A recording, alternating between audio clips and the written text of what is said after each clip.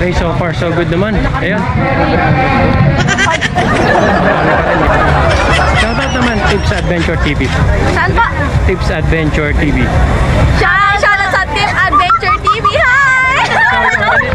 Shoutout po sa Tips Adventure TV. Hi po!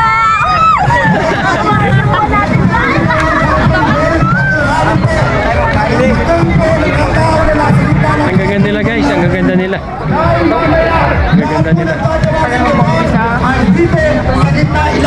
So, balik tayo.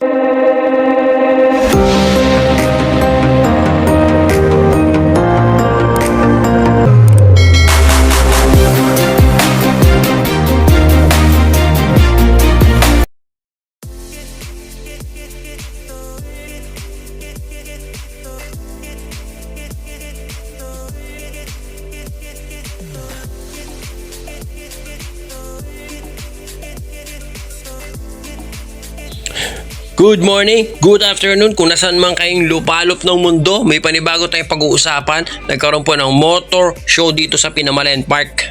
Opo, tama kayo. At marami pong sumali na taga buong Oriental Mindoro, may taga Pasay pa po. May mga dayo pa. So simulan na natin, huwag na natin patagalin pa. So ayan guys, dito tayo mag-uumpisa sa motor ng pinsan ko. Naginasusan pa talaga nila para lang makasali dito sa motor show na to. Yung tinuturo ko na yan, nagkakahalaga ng 30k yan guys.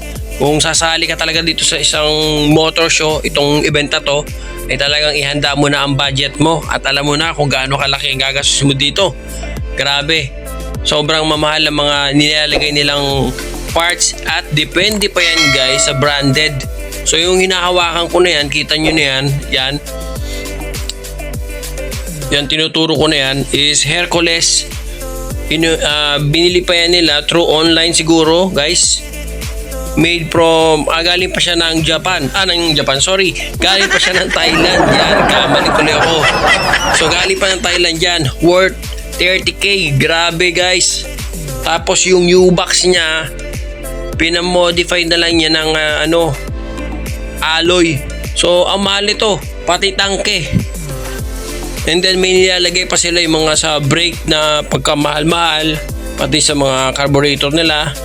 Grabe talaga. Kung sasali ka sa mga ganitong event, syempre dapat unang-una may budget ka. Pangalawa, syempre dapat may motor ka. At pangatlo, syempre dapat yung motor mo maangas. Maangas ang sounds. Ibig sabihin ng sounds na hindi music kundi yung sa pipe mo. Malakas ang tunog niya.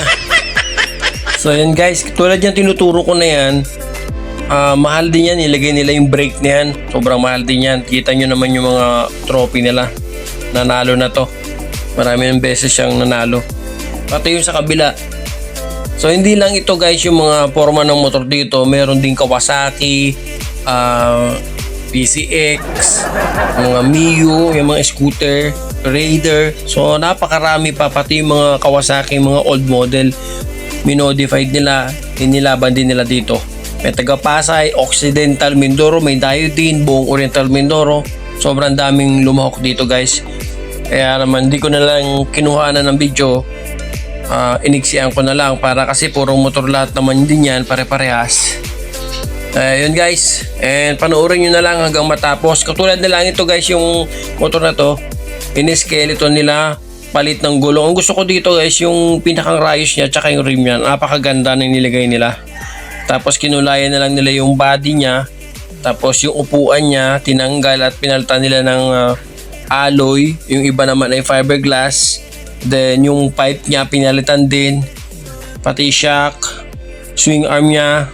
Ayan, kaya talagang ang ganda niyan tingnan, ang ganda.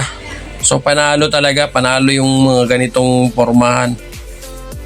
So dito sa area na to, mas iba naman yung pagkaka-modified ng kanilang mga motor. Siguro may pinalitan sila na bawal pumasok kasi inarangan nila And then pinalitan na lang siguro nila ng mga ibang parts ng mga sa engine nila, yung ganun. So ayan guys, itong isa naman ay balot na balot ng plastic. Syempre lalaban nila sa motor show. Siguro bagong pintura yan. Kaya napakarami pa po ditong magagandang motor. Hindi ko na alam. Pero yan guys, ang kabuuan ng motor show dito sa Pinamalayan. At huwag na natin patagalin. Magkabakbaka na po sila ng pagbobomba ng pipe.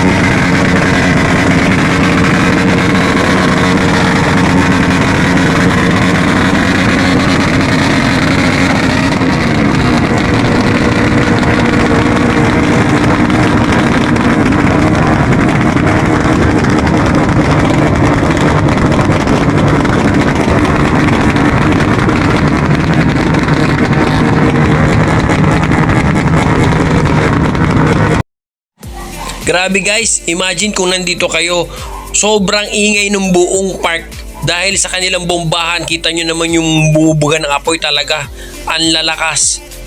So yan guys, hanggang dito na lang ang aking video at maraming salamat po sa inyong lahat. God bless. Tips Adventure is out. Thank you guys for watching. Share this video and thank you for your support.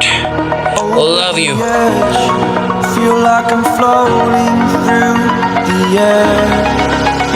A feel of discontent, fearless.